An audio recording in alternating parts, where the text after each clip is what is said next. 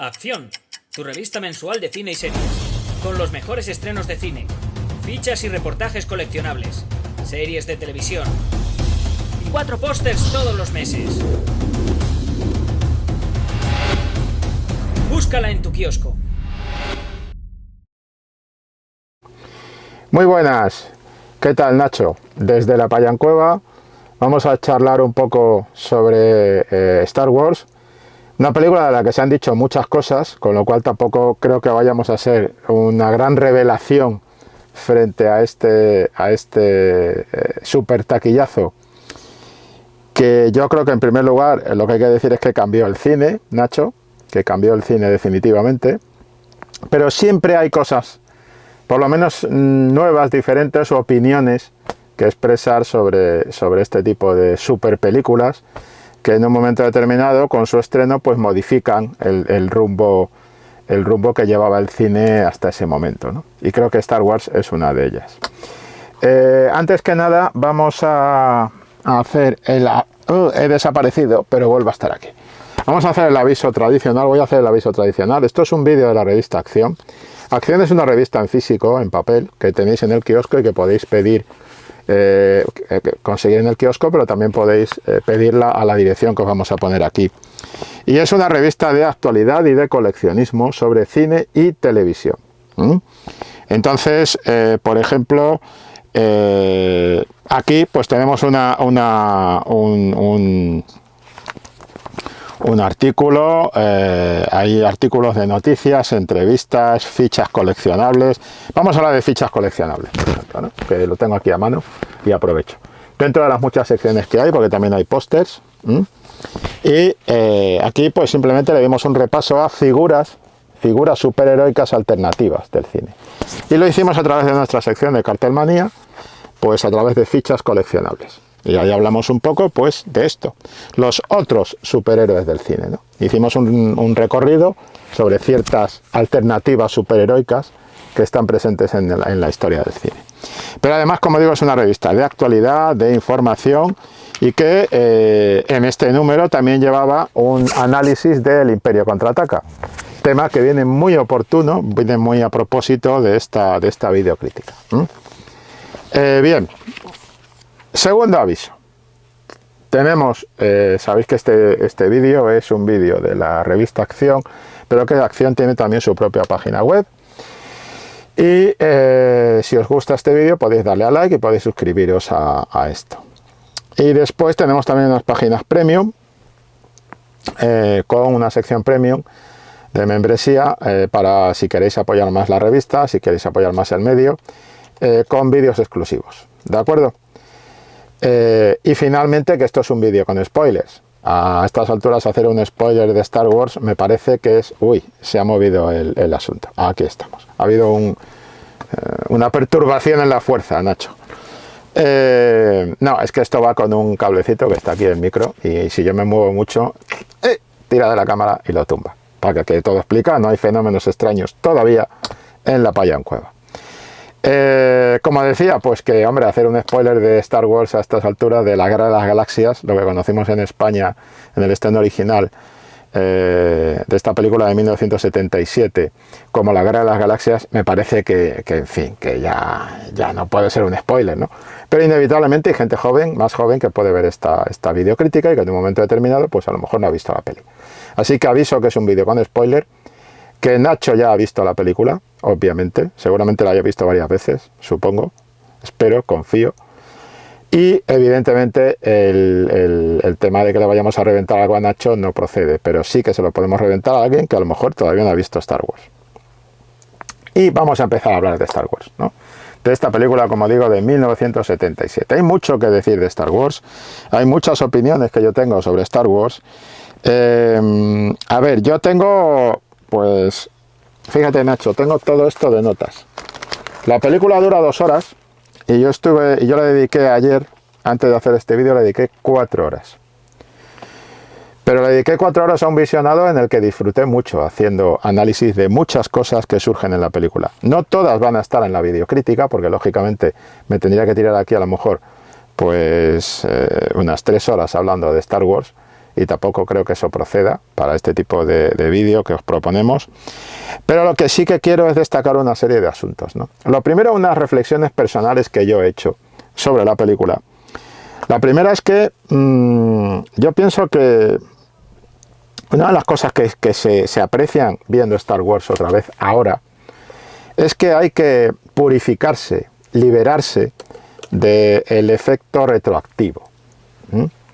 Cuando hablo del efecto retroactivo, quiero decir que mucha gente joven, quizá tú también, Nacho, habéis accedido a la Guerra de las Galaxias después de ver el episodio 1, 2 y 3, o después de ver series, o después de ver nueva trilogía, o después de entrar en contacto con Star Wars, digamos, de una manera diferente a la que la gente de mi edad tuvo en su momento, ¿no? Y hay que liberarse tanto de la nostalgia que podemos tener los que lo vimos en estreno en cines, en salas de cine en 1977, hay que liberarse tanto de la nostalgia como de esa idea revisionista, ¿no?, del tema. Pero una de las cosas que se aprecia en Star Wars una vez que te liberas de la nostalgia, porque claro, el problema es que cuando descubres Star Wars, o sea, la Guerra de las Galaxias, después de haber visto materiales más recientes de esta saga, de este universo, pues evidentemente tu experiencia no es la misma que tuvieron los espectadores originales. Eso no es importante. Cada uno de nosotros vemos el mundo de una forma, afortunadamente, y no tenemos por qué ser todos robotitos, que vayamos siempre en la misma dirección, todos pensando lo mismo. Eso es una cosa muy fea, amigos, muy fea, querer que todo el mundo piense como nosotros. Aprovecho ya para decirlo, amigos, amigas. Y a mí no me importa mucho que la entrada en la Guerra de las Galaxias llegue de esta otra forma. Me parece perfectamente lógico. De hecho, es la entrada a la Guerra de las Galaxias que ha tenido mi propia hija, por ejemplo, ¿no? Entonces, por una cuestión de edad generacional y demás. Primero entró en contacto con las películas originales, con las películas episodio 1, 2 y 3, con las secuelas, y después ya vio estas. Y me parece perfectamente lógico también que según la generación uno tenga una percepción distinta del universo Star Wars. Todo eso me parece válido, me parece lógico. No hay que anular a nadie porque vea las cosas o piense de manera distinta a nosotros. Ni en un sentido ni en otro, por favor. Un poquito de respeto. Ya que se esgrimen tantos valores hoy en día por todas partes. Hoy en día todo el mundo tiene valores. O dice tener valores. Pero creo que falta un valor fundamental, o por lo menos escasea, que es el respeto al prójimo. La educación y el respeto al prójimo. Y eso es clave. Entonces, a mí no me importa mucho por qué puerta se haya entrado en la Guerra de las Galaxias, ni defiendo, es que yo fui uno de los que lo vio originalmente. No. Sí que es cierto que yo lo vi originalmente en cine, de estreno, comiéndome una cola de 4 horas en el cine Real Cinema, 4 días antes de poder ver la película, porque se sacaban las entradas con anticipación. Y sí que es cierto que tú entrabas allí y venías, en tu época, de lo más parecido que habías visto a esto era el planeta de los simios. Y era una ciencia ficción completamente distinta. Había series de televisión como Espacio 1999, había series de televisión como Star Trek, por ejemplo, pero todas ellas eran distintas a los que nos propuso George Lucas en su película. Y de repente tú entrabas allí y encima te encontrabas episodio 4, Una nueva esperanza. Y decías, ¿esto qué narices es? Y empezaban a circular una serie de letras. Y tú decías, estoy en mitad de una historia. ¿Dónde están el episodio 1, 2 y 3? Estos tíos son unos cachondos.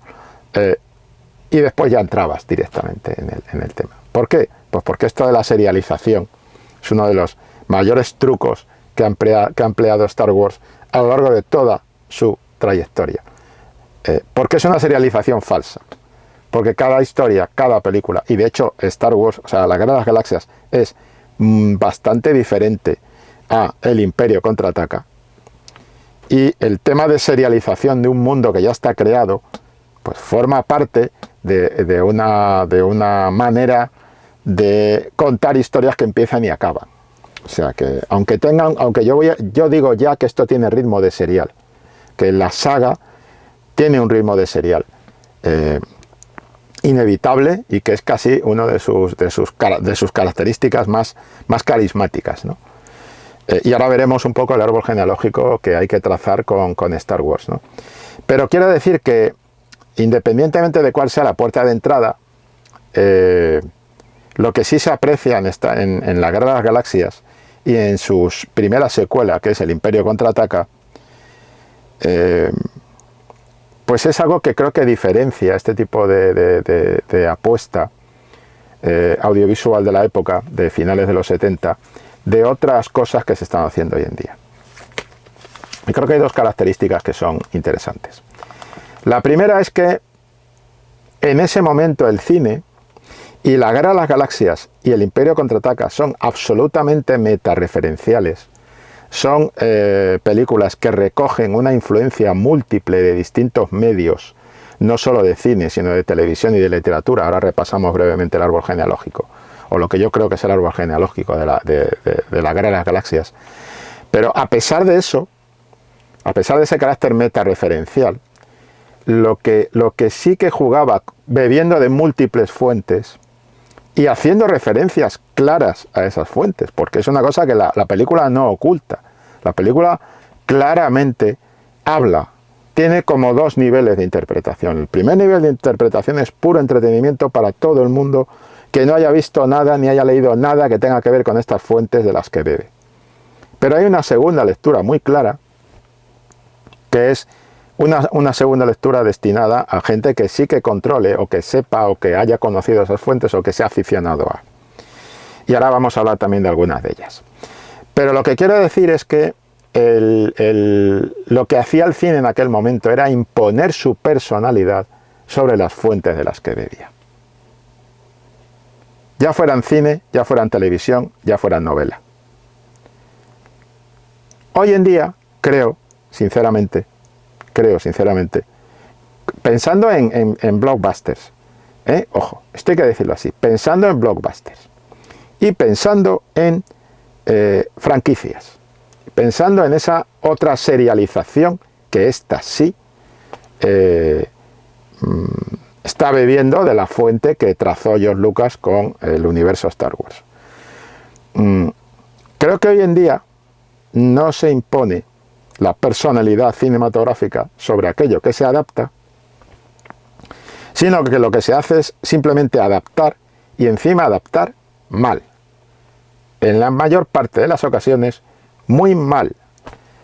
Porque lo que sí había en todas y cada una de las referencias que utilizaba George Lucas para su película era un cariño, un afecto, un intento de honrar esas referencias. No de canibalizarlas, sino de honrar esas referencias. Y creo que hoy en día hay un intento de ponerse por encima de esas fuentes referenciales de lo que se está adaptando, ponerse por encima y querer inventar otra cosa por motivos que pueden ser para mí perfectamente discutibles y truculentos y ominosos y tramposos, y que conducen inevitablemente a un producto como deslavazado, a un producto desvaído que no impone una nueva visión cinematográfica de aquello que se está adaptando. Creo que se han cogido las características más superficiales de la Guerra de las Galaxias, a la cual hay que reconocerle un lugar en la historia del cine que es incuestionable, que es una película, es un crisol de referencias que sirvió a su vez como punto de partida para una nueva manera de entender las películas de super éxito. Incluso abre esa etiqueta, esa era que llamamos, aunque a mí no me gusta mucho, no me gustan nada las etiquetas, pero que llamamos la era blockbuster. Esta es la película que abre la era blockbuster. Tiburón de Spielberg la prologó y esta película abre la era blockbuster. Y cambió la ciencia ficción en el cine, el concepto de ciencia ficción en el cine. Y hay que decirlo, lo cambió para peor. La ciencia ficción iba muy bien. La ciencia ficción tenía una línea muy interesante, muy adulta, muy madura. la ciencia ficción, que había sido durante mucho tiempo space opera y películas de aventuras en el espacio, en planetas lejanos y tal, que en muchas ocasiones cogían claves del western, ¿vale? Como hace el propio Star Wars, la propia La Guerra de las Galaxias. De hecho, todo el personaje de Han Solo es western, es un pistolero, en la primera película. En la segunda es otra cosa. Pero en la primera película, en el Imperio Contraataca, es otra cosa. Pero en la primera es una figura, es un icono, es un arquetipo del western, el personaje de Han Solo, que me parece bastante obvio, ¿no? Es curioso, ¿no? Porque la figura de Luke Skywalker, Obi-Wan Kenobi, los Stormtroopers, Darth Vader, todo este lío, cuando están en Tatooine, el paisaje es Tatooine, el paisaje tiene referencia a western, pero es el personaje de Harrison Ford el que incorpora el western real, el que tiene el ADN de western en la película. Y de hecho a él van a buscarle cuando entran en el momento más western de toda esa parte, que es en la cantina galáctica.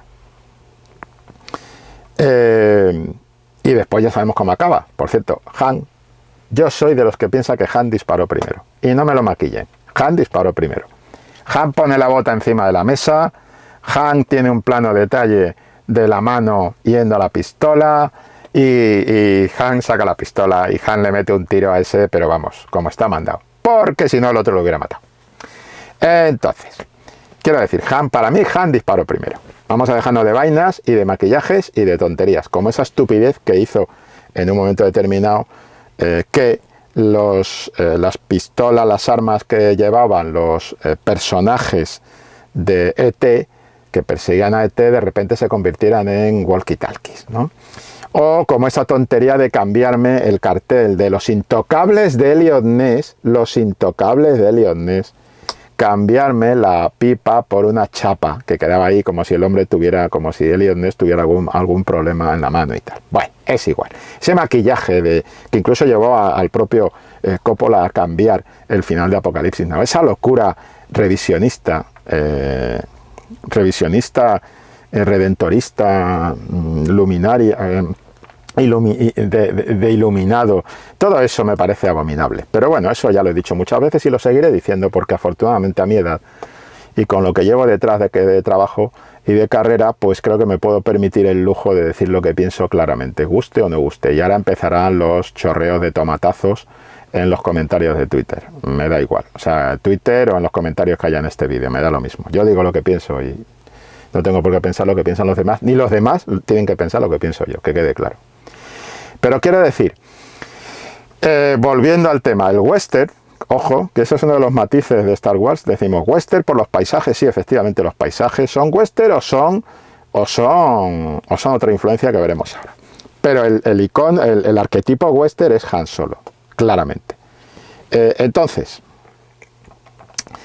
como decía, la película impone claramente su personalidad como película sin dejar de rendir homenaje y ser fiel a los originales. Mientras que ahora yo opino que Star Wars hacía una cosa diferente, más honorable para el cine, de lo que hace todas estas franquicias, estas adaptaciones de cómics, de videojuegos y de todo, que es supuestamente quieren adaptar con más fidelidad al videojuego, pero en realidad el videojuego, el libro, la saga de libros, pero en realidad lo que te venden es un producto cinematográficamente inferior a la propuesta de imponer y de reinventar esos referentes para una propuesta cinematográfica con personalidad. Y la Guerra de las Galaxias tenía su propia personalidad. Y ya está, no hay más. Entonces creo que tenemos un cine, pues, y estamos hablando de los blockbusters y todo esto, más deficientes y tal. Pero lo que quería decir era eso, es decir, esta película es una película que cambia la ciencia ficción para peor, porque la ciencia ficción estaba en una fase adulta, desde que a esa fase adulta la había conducido Stanley Kubrick, con 2001, y después todo el ciclo, la trilogía de películas protagonizadas por Charlton Heston, El planeta de los simios, El último hombre vivo, Soylent Green, Cuando el destino nos alcance. Estaba en una fase más de reflexión de cómo podía ser el futuro de la humanidad, porque ya sabemos que la ciencia ficción, cuando nos habla de cosas del futuro y nos traslada al futuro, en realidad lo que está haciendo es una especie de crónica y de reflexión sobre nuestra actualidad, sobre problemas de nuestra actualidad. Y todas estas películas cumplían con eso. Había una ciencia ficción adulta, en crecimiento. La fuga de Logan no era nada del otro mundo, pero se estrenó un poco antes de Star Wars, La fuga de Logan. Y La fuga de Logan tenía una codificación distinta de lo que era Star Wars, de lo que era La Guerra de las Galaxias. Y se dice, La Guerra de las Galaxias infantilizó la ciencia ficción. Yo lo he dicho alguna vez. Es cierto, la infantilizó. Pero eso no hace que La Guerra de las Galaxias no tenga una parte adulta, muy siniestra y muy madura en su propuesta, que la veremos ahora. Estoy diciendo que vamos a ver muchas cosas, voy a tener que acelerar un poco, pero quiero decir, aclaremos, la Guerra de las Galaxias es fundamental en la historia del cine, tal como lo conocemos hoy en día, por la influencia que ha tenido a posteriori. Eso no significa que esa influencia, la gente que ha seguido su línea, haya sabido apreciarla en su verdadero ADN, en su verdadero valor. Y creo que han cogido la parte del repollo, la parte de arriba, la parte superficial del asunto. Y no se han quedado con lo que hizo George Lucas de verdad en ese ejercicio de fusión de géneros, en ese ejercicio de hibridación de fuentes, en ese ejercicio de hibridación de homenaje de fuentes, en ese intento de devolverle al cine algo que había perdido porque estaba en una fase muy adulta, muy reflexiva, y no hay más que repasar los estrenos que había antes de La Guerra de las Galaxias, y que conduce la ciencia ficción por un camino que, en mi opinión, devaluó la ciencia ficción cinematográfica, pero por otro lado instaló en el cine una nueva propuesta de cine de espectáculo, una nueva manera de entender el cine de espectáculo que, amigos, Nacho, sorpresa, no era tan nueva. Era simplemente volver a lo que hacía el cine de Hollywood en la época de los seriales y lo que hacía el cine de Hollywood en la época de las grandes superproducciones que mezclaban distintas aventuras, melodrama, etcétera, antigüedad, y te llevaban a otro mundo distinto. Cuando hablamos de La Guerra de las Galaxias, normalmente citamos una serie de fuentes, pero también hay que pensar que las películas, por ejemplo, de piratas también están ahí presentes, que las películas de capa y espada también están ahí presentes, que las películas bélicas de Segunda Guerra Mundial también están ahí presentes, y que hasta el cine de samuráis está ahí presente. Entonces, lo que hace Lucas por un lado es bueno, y por otro lado no fue culpa suya que a partir de ahí los estudios dijeran, solo queremos ciencia ficción si es space opera mimetizando Star Wars. Si no, no nos interesa, porque además el propio Lucas, y esto hay que decirlo, viene de un prólogo, hay un prólogo a Star Wars. ¿Cuál es el prólogo a Star Wars? El prólogo a Star Wars es THX 1138, película dirigida por George Lucas en esa clave de ciencia ficción adulta que yo he estado mencionando y que habría que mencionar como una de las grandes películas, de las interesantes películas de ciencia ficción adulta, sobre una especie de un mundo futuro tipo 1984 o tipo Un Mundo Feliz, esa especie de distopía, lo contrario a la utopía, las utopías del Renacimiento que hablaban de sociedades perfectas para realizar una reflexión filosófica. Bueno, pues de la misma manera la ciencia ficción crea distopías, crea visiones del futuro que hagan justo lo contrario. Para definir nuestra propia sociedad y sus problemas, nos mandan al futuro a una sociedad que ha evolucionado hasta una clave aberrante, ¿no? Y eso lo hizo Lucas en THX 1138, donde hay temas ya interesantes sugeridos que van a pasar a Star Wars, por ejemplo la deshumanización de los, vamos a llamarlo así, de los agentes de la ley, de los policías, en este caso son los Stormtroopers en Star Wars, en La Guerra de las Galaxias, y en esa otra película eran los policías que controlaban a la gente esclavizada de ese futuro sin sentimientos y deshumanizado. Entonces, quiero decir, el propio Lucas ya había bebido de ese cáliz y no quería beber más, porque esa película fue un fracaso, producida por Francis Coppola, y llevó a Coppola, de hecho, a tener que cerrar su primer intento de crear su propio estudio al margen de los estudios, ¿no?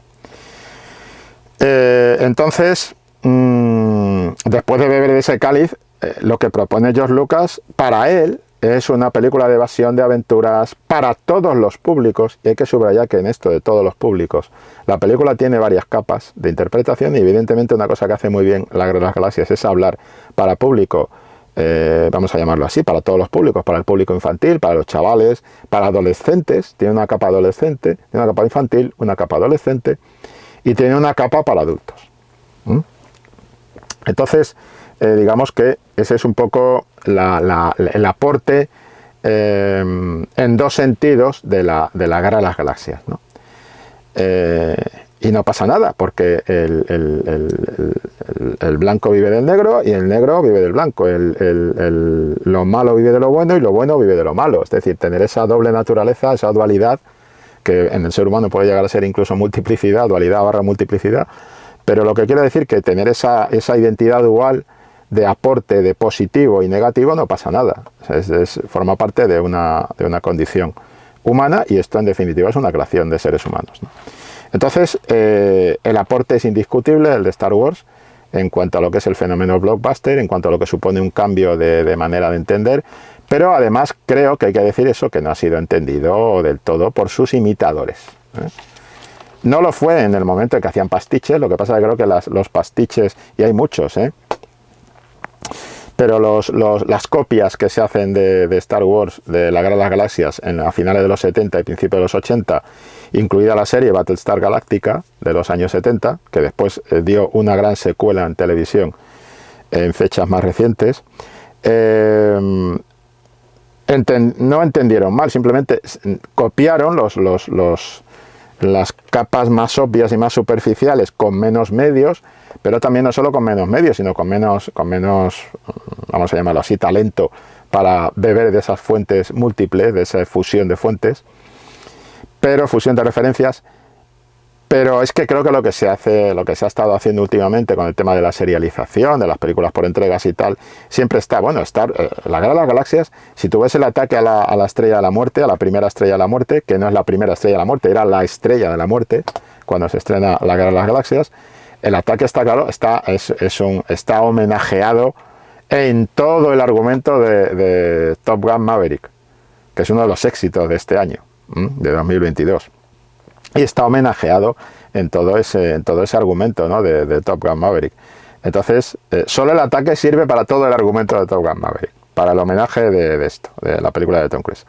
Entonces, quiero decir, se han quedado un poco con lo más superficial y les ha faltado el profundizar en lo que realmente era Star Wars. Y para terminar este comentario antes de destacar 3 o 4 aspectos que me parecen interesantes en la película, creo que esto que voy a decir es una apuesta mía, una apuesta mía que me gusta comentarla. Esto que voy a decir es, a ver, yo creo que si la saga de Star Wars, la saga de Lucas, se hubiera quedado en la Guerra de las Galaxias del 77 y el Imperio Contraataca del 80, alcanzaría la brillantez absoluta de la propuesta. Sinceramente. Creo que todo lo demás sobra. Creo que todo lo demás, creo que las precuelas y los episodios 7, 8 y 9 sobran. Y creo que todo lo demás que se ha hecho, bueno, sobre todo los episodios 7, 8 y 9 son una especie de soft remake, de refrito de cosas que ya nos habían contado en la primera trilogía. Pero es que es más, también me cargo, y en ese sentido, en el hecho de que sean refritos de la primera trilogía, también tengo que decir que por lo menos en sus precuelas, y no son de mis favoritas, aunque creo que son mejores que lo que hemos tenido que ver después, salvo las 2 primeras, pero luego son mejores que el episodio 9, eso está claro, y son mejores que el conjunto de lo que se ha hecho después. Aunque a mí me sigue pareciendo que es muy, muy buena como propuesta El despertar de la fuerza, y me parece que es muy buena la denostada Los últimos Jedi. Sigo defendiendo Los últimos Jedi, aunque me van a caer piedras, pero me da igual. Espero que piedras no, seamos civilizados. Tomates para hacer ensalada, que está muy rica. Pero sigo defendiendo Los últimos Jedi. Lo que ocurre es que Los últimos Jedi no tiene nada que ver con Star Wars. Es como si su director, Rian Johnson, hubiera entrado en el universo de Star Wars, hubiera mangado todo lo que ha podido y se lo ha llevado riéndose, como el Joker. O sea, es la visión del Joker del universo de Star Wars, si queréis llamarlo así, Nacho. Entonces, pero yo sigo defendiéndola. La que me parece mala es el ascenso de Skywalker. Eso es inapelable. Pero más allá de eso, tengo que decir que por lo menos lo que hizo George Lucas en sus precuelas, el episodio 1, 2 y 3, fue una propuesta diferente de lo que era simplemente lo que ha sido después refritar características que el propio Lucas había expuesto en las dos primeras películas que se estrenaron, en La Guerra de las Galaxias y en El Imperio Contraataca. De la misma manera, creo que La Guerra de las Galaxias y El Imperio Contraataca tienen una ventaja, y es que saben cruzar la fantasía en pequeñas dosis. Fantasía es sable láser, ya sabemos, ¿no? Sable láser, la fuerza, el poder de la fuerza, todo eso es el aporte fantástico al conjunto de La Guerra de las Galaxias y también del Imperio Contraataca, pero supo fundir la fantasía con lo que era la aventura de space opera, de ciencia ficción, con las pistolas láser, las naves, las batallas espaciales, la Estrella de la Muerte y todo esto. Me parece que eso es clave, ¿no? en lo que estamos comentando. Y tengo una opinión, una especie de canon, el canon payán sobre Star Wars, es que cuando empiezan a aparecer sables láser por todas partes, la hemos fastidiado. Quiero decir, el sable láser, esto es la componente fantástica de Star Wars, tiene que estar tan dosificada como estaba en la Guerra de las Galaxias y en El Imperio Contraataca. En el momento en que eso no se dosifica y el sable láser empieza a pasar casi de mano en mano y todo el mundo de repente, como en las precuelas, tiene un sable láser, que a mí me encantan las guerras clon, pero es que creo que las guerras clon, que creo que es una digna heredera, creo que la mejor herencia de la Guerra de las Galaxias original y del Imperio Contraataca la encontramos en la animación de Star Wars, en las series de animación de Dave Filoni para Star Wars. Eso lo tengo clarísimo.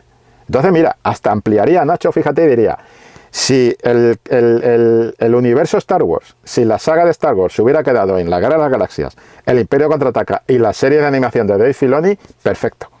Perfecto, porque todo lo demás lo que hace es abundar una y otra vez, una y otra vez, una y otra vez. Está tan bien contado todo el mundo de los Jedi.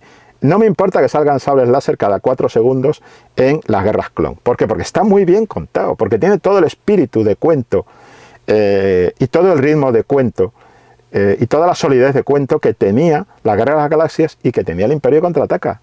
Pero es que lo demás ha sido abundar en más de lo mismo. Y las precuelas, pues cuando empiezan a aparecer sables láser por todos lados, pues sinceramente, el mundo Jedi estaba contado, narrado verbalmente en la Guerra de las Galaxias y era legendario, cada uno se imaginó ese mundo, no hacía falta que nos lo mostraran, ha sido abundar más de lo mismo y además yo creo que más fantasía va en detrimento de lo que es el verdadero espíritu de Star Wars. Y la prueba de ello es que cuando en Mandalorian tiran de western o tiran de policíaco o tiran del sheriff este que es el prota de Justified y demás, pues ya lo tienes ganado. Y prueba de ello es que cuando lo que ha hecho Andor con esa especie que dicen que fue una exigencia de del creador de Andor, de decir, no quiero 50 millones de robots, no quiero sables láser por todos lados, no quiero... No. Y te cuenta el tío, y Andor es una de las mejores series que ha dado Star Wars, derivando hacia la parte adulta, hacia el Han sí disparó primero, que es lo que a mí me mola, y te aceptaría Andor como una especie de añadido de alguna manera. Pero todo lo demás me lo cargaba, porque no ha sido beneficioso. Y hay que decir, mi opinión, por lo menos, es que el retorno del Jedi, el prólogo del retorno del Jedi, es decir, la liberación de Han Solo, es lo que todavía retiene el ritmo del Imperio Contraataca, pero después eso ya se convierte en un refritanga de otra vez Star Wars. De de lo que pasaba y lo que nos contaron ya en la Guerra de las Galaxias. Y dicho todo esto, pues vamos a hacer un repaso concreto de algunos elementos a destacar en la película, en la Guerra de las Galaxias, que los tengo por aquí. Me he quitado las gafas porque tengo que ir a la chuleta. Bueno, primero vamos a hablar de fuentes. El árbol genealógico de Star Wars. Pues mira, el árbol genealógico de Star Wars es... yo empezaría por supuesto, punto de partida, tenemos que remontarnos a Edgar Rice Burroughs y sus... tengo aquí incluso señalada alguna página, pero no las voy a leer por cuestión de tiempo. Pero bueno, aquí tienes Una princesa de Marte, de Edgar Rice Burroughs, el creador de Tarzán, y Dioses de Marte. Son las dos primeras entregas de una saga de novelas de aventuras en el planeta Marte, que son, diríamos, el origen. Esto se publica en 1912, y son una influencia en lo que se va a hacer después en cómics con Buck Rogers, las aventuras de Buck Rogers, 1928. Buck Rogers, creado por Philip Francis Nolan. ¿Qué ocurre? Que otra empresa quiere competir con Buck Rogers y entonces crea el personaje de Flash Gordon, que según he leído por ahí en toda la, bueno, no sé si en toda el área latinoamericana, pero yo he leído que en algunos países se la conoce como Roldán el Temerario. Bien, dicho sea, porque cada uno tenemos nuestra propia referencia de lo que vemos, ¿no? Flash Gordon es del año 1934, creado por Alex Raymond. Flash Gordon da lugar a un serial en el 36 en el cine, a varios seriales en el cine, en los años 30 y 40, pero según parece, la referencia que tenía de Flash Gordon principal, George Lucas, es lo que él veía siendo chaval. En 1954, una serie de televisión de 39 episodios, una sola temporada, episodios de 25 minutos, ojo al ritmo, estamos hablando de serial, pero probablemente teníamos que hablar de esas series de media hora, de esas series de los años 50, esas series de televisión previas al salto a la hora. Al salto a la hora fue, pues eso, ampliar el metraje del audiovisual, del ocio audiovisual en la pequeña pantalla, de las series y demás. Pero en este momento estaba en 25 minutos, que se emitió de octubre del 54 a julio del 55. Una coproducción de Estados Unidos, Francia y Alemania Occidental, sobre Flash Gordon, adaptando el personaje de Flash Gordon.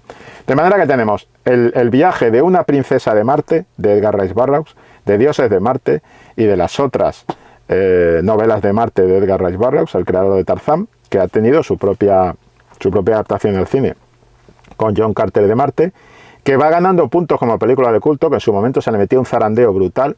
Yo la defendí, yo dije que se la estaba malinterpretando porque se pensaba que era una especie de pastiche o de copia de Star Wars, cuando en realidad era al revés, y era al revés por esto que estoy diciendo ahora, porque primero era John Carter de Marte, después Buck Rogers, después Flash Gordon, y de Flash Gordon saltamos a Star Wars. Pero esto es una parte del árbol genealógico, porque otras referencias claras en Star Wars son la novela Dune de Frank Herbert. Hay un plano con C-3PO en el desierto cuando se separa de R2-D2 al principio, que vemos incluso un esqueleto de una gran bestia allí en las dunas, que casi es un guiño del propio Lucas a los gusanos de la arena de la novela Dune de Frank Herbert, que en aquel momento todavía no había sido adaptada al cine, ni siquiera por David Lynch, hay que decirlo, y Lucas estaba haciendo ese guiño a la novela Dune de Frank Herbert. Los moradores del desierto son claramente un guiño a los Fremen de Dune, de Frank Herbert, y digamos que todo ese principio visual de la película, no digo que sea una adaptación de Dune, pero bueno. Y después hay otras referencias que son claras. El personaje de Obi-Wan Kenobi y la relación que establece con Luke Skywalker es Gandalf y Frodo con el héroe reticente, con ese héroe que se resiste, son Gandalf y Frodo de El Señor de los Anillos de Tolkien. ¿vale? El Frodo que no quiere moverse de la comarca, que se mueve porque no le queda más remedio, y ese Luke Skywalker que al principio rechaza la llamada de la aventura. Esto de la llamada de la aventura me permite acudir a otra fuente referencial clara, que es El héroe de las mil caras, el libro de Joseph Campbell sobre antropología, del que parte la idea del viaje del héroe, ese viaje circular del héroe, que se da en los argumentos universales, y esa idea de los argumentos universales que van repitiendo una serie de claves y demás, que el propio Lucas estableció como referencia para su trabajo de composición de Star Wars. Y en el árbol genealógico, por completarlo ya rápidamente, hay dos referencias más. La primera referencia es La fortaleza escondida, una película de Akira Kurosawa. Los dos robots C-3PO y R2-D2 hacen referencia a la estructura que se establece narrativa en La fortaleza escondida de Kurosawa, donde hay una princesa, donde hay un personaje que es una fusión de Luke Skywalker y de Han Solo. No es una fusión porque la película es anterior, ojo. Le sirvió como referencia a Lucas. Es como fundir los personajes de Han Solo y de Luke Skywalker en el personaje de Toshiro Mifune, que es un samurái que acompaña a la princesa que va buscando un tesoro. El tesoro son los planos de la Estrella de la Muerte, obviamente. Y estos personajes de los dos pícaros que van intentando librarse de las guerras samurái, de las guerras entre clanes samuráis, pues van saltando por tierra de nadie, van intentando librarse de los dos ejércitos para que no los recluten, y van intentando pasarse no de un bando a otro, pero bueno, que van dando saltos toda la película y le van cayendo los sablazos alrededor, por decirlo así, que es lo mismo que pasa. Incluso se ve al principio una secuencia que lo materializa, un plano que lo materializa, cuando entran los Stormtroopers en la primera nave, en la nave de la princesa Leia, y tiene un tiroteo, un intercambio de disparos con los rebeldes, y aparecen los dos robots, pasan por un pasillo y entre los disparos pasan dando saltillos y se van al otro lado, y es así, esas figuras que hay en La fortaleza escondida. Y después hay una referencia clara que tampoco evita señalar o reconocer, mejor dicho, George Lucas, que es los cañones de Navarone. Los cañones de Navarone.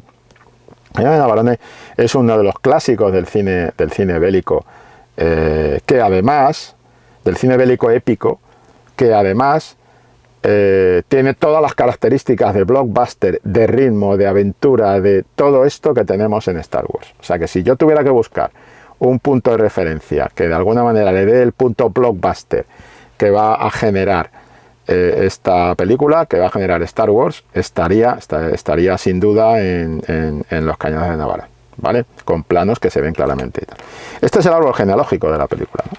Y después hay cosas interesantes en la película. Esto que decía yo de las tres capas, pues hombre,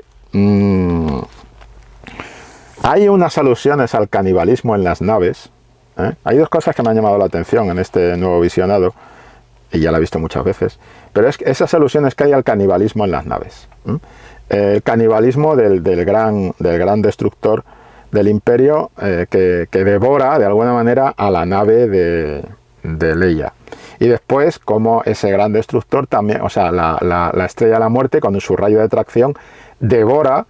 Y hay un momento que parece que es prácticamente una boca, o sea, es como una boca abierta que se traga el halcón milenario. Estas alusiones son interesantes porque abren mi idea, mi propuesta de que la película se puede pensar que es muy infantil en algunos aspectos, y lo es, voluntariamente además creo, porque es el típico producto para todos los públicos, pero que está haciendo un previo a lo que después hemos aplaudido muchas veces en Pixar, en las producciones de dibujos animados de Pixar, que es que tienen 2 o incluso 3 capas de disfrute. Por eso ese concepto de para todos los públicos, 3 capas de disfrute. Entonces yo tengo aquí unas referencias que he apuntado de cómo son esas 3 capas.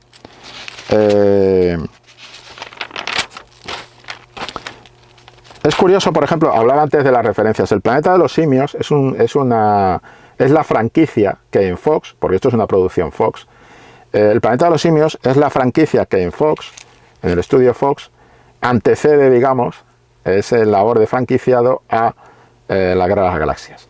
Y curiosamente la música de John Williams, cuando aparecen los moradores de las arenas, los Tusken, la música de John Williams hace un homenaje a sus composiciones para el planeta de los simios. Cuando aparece el monarca de las arenas así sobre Luke Skywalker, pues hacen ese tema, ¿no? Pero por ejemplo, decía, ese tema de las distintas capas que hay es muy interesante, como la película está claramente dividida en un prólogo, que es el prólogo que protagonizan estos dos personajes de robot, donde fíjate que solo hablan los robots, no hablan los humanos solo intercambian disparos y tal, hasta que aparece Darth Vader. Pero claro, Darth Vader es medio máquina y medio humano. Entonces está el tema de la máquina. La tortura sobre Leia, ¿quién la perpetra? La manda, la dirige, la conduce Darth Vader. ¿Quién la perpetra? Una máquina, que es un tema también de la escopolamina en los cañones de Navarone. Y te hace ese plano, Lucas, sobre la aguja de la máquina, ¿no? Y todos esos elementos son la parte para adultos de la película, la parte más siniestra. Los esqueletos calcinados de los tíos de Luke. El tema de la pérdida de Luke. Luke tiene 3 grandes pérdidas en la película. Su padre, al que no ha conocido, porque murió en las guerras clon, murió en las guerras clon, lo dejamos entre comillas. Sus tíos, que también están los 2 cadáveres ahí entre el humo, los 2 cadáveres calcinados. Y en tercer lugar, Obi-Wan Kenobi, que es la última pérdida. 3 pérdidas, hay como una ritualización, 3 pérdidas, la última de las cuales le convierte ya en todo el tema Jedi, ¿no? Entonces tenemos, por un lado, esa especie de personajes divididos que establecen esas diferencias entre distintas capas de público para la película. Primero tenemos la aventura de ese joven adolescente, que es una aventura para público, si se quiere, más infantil. Todo el tema de los robots, toda la apertura, el prólogo, que está totalmente protagonizado por los robots, es el anzuelo de Lucas para captar al público infantil. El público infantil se va a quedar con los robots.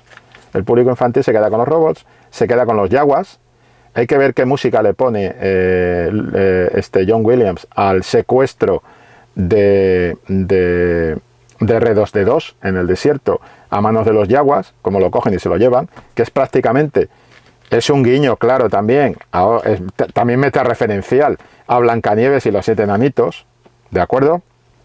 Que además el robot sabemos que lo van a desconectar, es el sueño de Blancanieves y lo van a reconectar. Los Jawas serían las figuras que aparecen en la película de Disney de animación, y después tenemos la capa más adolescente, donde entra el sentido del humor. El sentido del humor va a entrar con la tensión sexual no resuelta, que está ya planteada en esta película, ¿eh? No es que se plantee en el Imperio Contraataca. En el Imperio Contraataca lo que se hace es resolver esa tensión sexual no resuelta entre Han Solo y Leia. Pero aquí ya está planteada esa tensión sexual no resuelta. Es una parte ya más de, si se quiere, de screwball comedy, de comedia loca, de los años 30 y 40 en Estados Unidos, en el cine estadounidense. Estas películas tipo La fiera de mi niña, con Cary Grant, o Historia de Filadelfia, o hay muchas, incluso algunas hasta de Lubitsch, donde se juega con esta idea. Gran bola de fuego, por ejemplo. O sea, no, Gran bola de fuego es la de Jerry Lee Lewis, no. Bola de fuego, de Howard Hawks, con Gary Cooper y Barbara Stanwyck. También formaría parte de esto de la screwball comedy. Y es esa guerra de sexos que se mantiene entre estos dos personajes, ¿no? De Han Solo y de Leia. Eso está ya planteado aquí, sobre todo en la última parte de la película, a partir del segundo acto, cuando además estos dos personajes cobran más protagonismo por la relación, el vínculo que se establece entre ellos, que se va a desarrollar plenamente ya en pie de igualdad en el Imperio Contraataca, porque hay que decir que en la primera, la Guerra de las Galaxias, el protagonismo parece ser al principio de los robots para enganchar a los niños, después pasa a ser de Luke. Vamos enganchando a los adolescentes que quieren salir de su sitio, quieren salir de su pueblo, que quieren vivir aventuras, que quieren ir más allá, encontrar, digamos, una muchacha o un muchacho y establecer una relación, etcétera. Y esa idea adolescente que plantea un poco también el personaje el humor que incorpora el personaje de Han Solo con Chewbacca y con el lío, ese ir y venir de diálogos que se mantiene con Leia. Ese punto de humor nos lleva a la fase adolescente.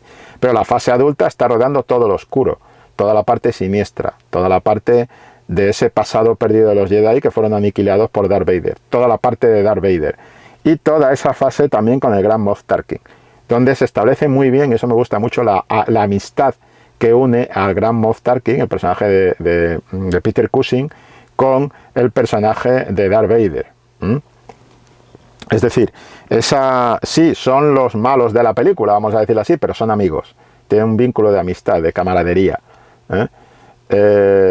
Entonces, eso me parece que es interesante ya como la parte adulta, la parte siniestra, donde entra la parte de la tortura, la parte de los sacrificios, la parte de las pérdidas de Luke para alcanzar la madurez. Quiero decir que en estas capas es donde se está moviendo la película continuamente y donde, con todos los personajes que tiene en funcionamiento, Lucas puede estar saltando de un anzuelo para el público más infantil a un anzuelo para el público adolescente, que es toda la aventura de Han Solo con Luke Skywalker cuando entran en la Estrella de la Muerte y liberan a Leia, y a toda la parte más siniestra, más oscura de Darth Vader y del Gran Moff Tarkin, de la Estrella de la Muerte, de la aniquilación y del genocidio, porque de lo que se está hablando es del genocidio. Se habla ahí de genocidio y de canibalismo, esa canibalización de las naves, y esa manera de establecer también como hay un mundo de humanos enfrentados con robots, es el hombre contra la máquina, que es todo lo que aporta a Star Wars, esa fuente referencial de el héroe de las mil caras de Joseph Campbell, de las máscaras del héroe de Joseph Campbell, ¿no? Y ese sería uno de los hallazgos, ¿no? Un poco el tema del sacrificio que hace el propio Obi-Wan Kenobi cuando tiene el duelo con Darth Vader, y todo eso, todo ese referente, pues está organizado en torno a esa fusión de géneros que permite llegar hasta la batalla de Yavin. La batalla de Yavin es la que de alguna manera tiene más detalles curiosos como espectáculo, porque es montaje absoluto y es la que nos revela que realmente yo diría que la herramienta que domina, aparte de tener un guión bastante sólido, aunque hay que decir que entiendo que Alec Guinness estuviera muy mosqueado con sus frases de diálogo, porque sus frases de diálogo son las más flojas de la película, todo hay que decirlo. Ese personaje que inicialmente pensó George Lucas que pudiera interpretar Toshiro Mifune, el icónico actor de muchas películas de Akira Kurosawa. Pero aparte de eso, pues la solidez del guión, el ritmo trepidante de la película está marcado por el montaje. El montaje es esa clave.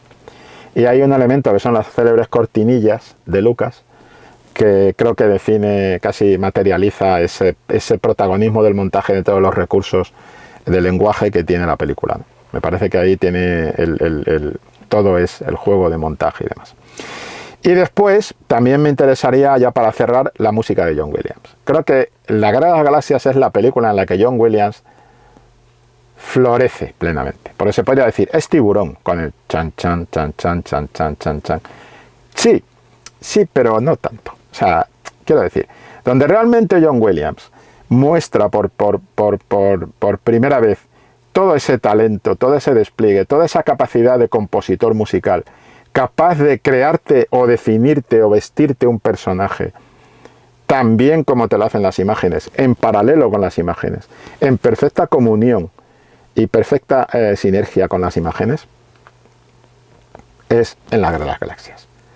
Con el tema, ese tema de la Odisea de Luke, con el tema, después lo va a hacer mucho más todavía en El Imperio Contraataca, que es una banda sonora impresionante, pero ya en Star Wars el tono de la película creo que está en combinatoria del montaje con la música de John Williams. Como hay momentos en que John Williams, la manera en la que trata el viaje que hace Luke, que es un viaje inicialmente de venganza, en el punto de partida, primero es un viaje de curiosidad, de búsqueda, la referencia a su padre perdido, pero después también es un viaje de venganza.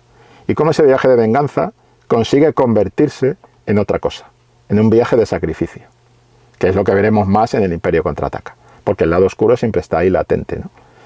Y eso te lo hace Lucas con sus imágenes, evidentemente, pero creo que es muy importante la contribución que tiene a crear esos personajes, a crear el contexto, el background de esos personajes que tiene John Williams.